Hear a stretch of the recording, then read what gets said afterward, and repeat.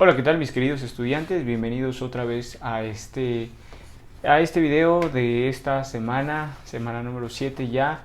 Estamos por concluir ya nuestra clase de bosquejo del Nuevo Testamento y vamos a introducirnos ya a lo que es esta semana con una de las epístolas que ya no es una epístola de Pablo precisamente, pero es la epístola de otra persona que fue muy importante en cuanto a la iglesia cristiana en el primer siglo y fue uno de los discípulos cercanos del Señor, fue uno de los discípulos que estuvo más cerca de Dios y fue más cerca de Cristo, y fue el apóstol Pedro.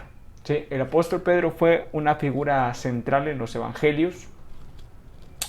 Sabemos que Pedro fue de los tres cercanos que estuvieron con Jesús, del círculo cercano de Jesús, como es Pedro, Jacobo y Juan.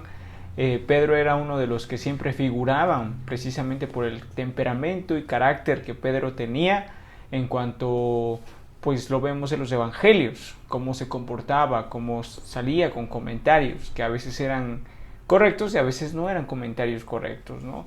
En ocasiones pues vemos a un Pedro que era muy efusivo en su manera de vivir, sus emociones muy descontroladas, y a veces hablaba simplemente por hablar. En otras ocasiones vemos que Dios le da una revelación, por así decirlo, cuando nosotros encontramos en Mateo, cuando Pedro empieza a hablar acerca de Cristo como el Mesías, como Jesús siendo el Mesías, siendo el Cristo, el Hijo del Dios viviente.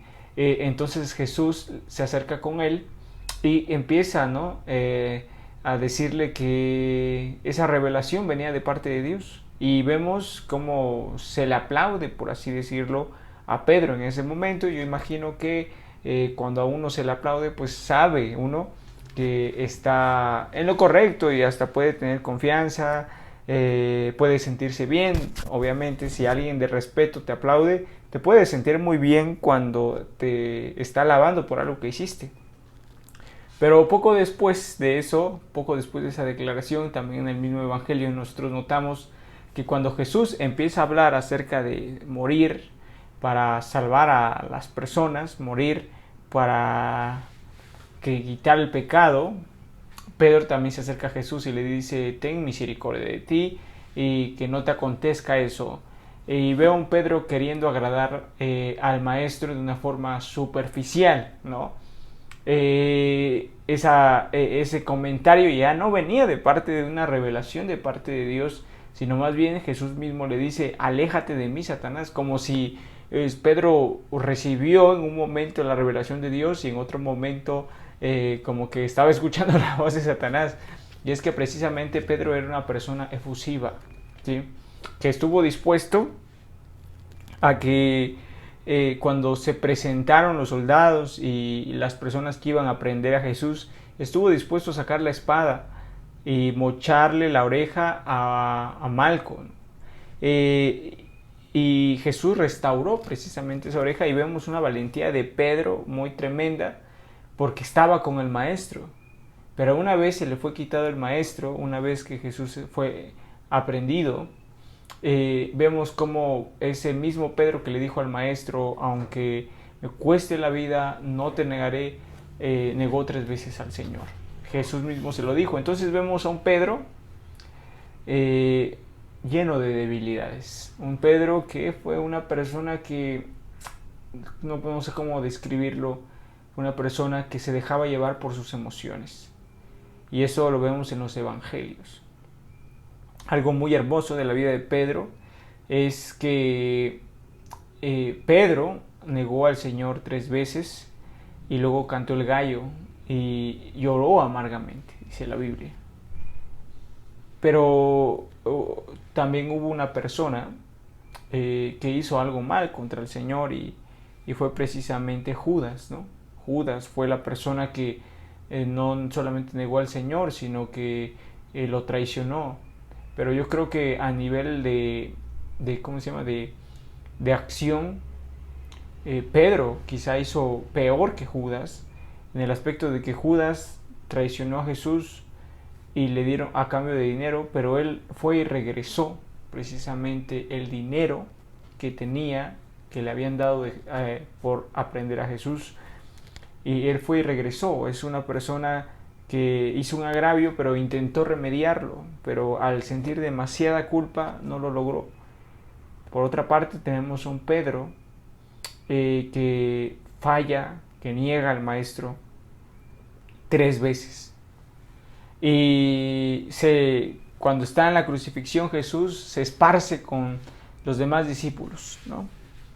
Cuando Jesús resucita, lo que a mí me es muy interesante, cuando Jesús resucita, es que Pedro tiene una conversación con Jesús y Jesús le dice a Pedro, ¿me amas?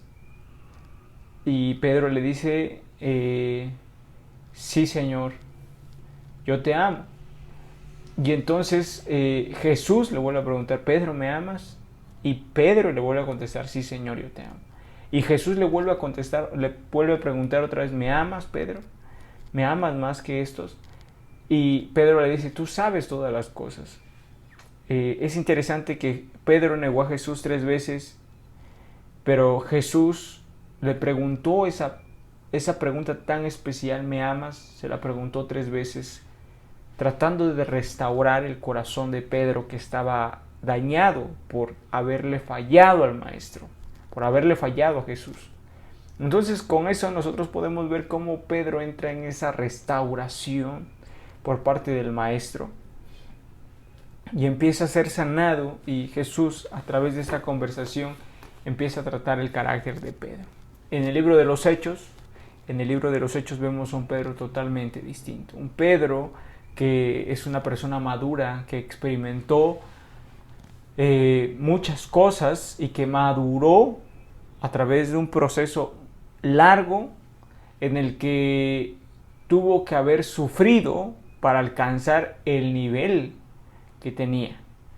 Vemos que escribió 2 epístolas llenas no solamente de sabiduría, sino de una experiencia de vida cristiana, pues a lo largo de haber conocido a Jesús, ahora ya sabía y conocía de una forma más completa y más personal a Jesús.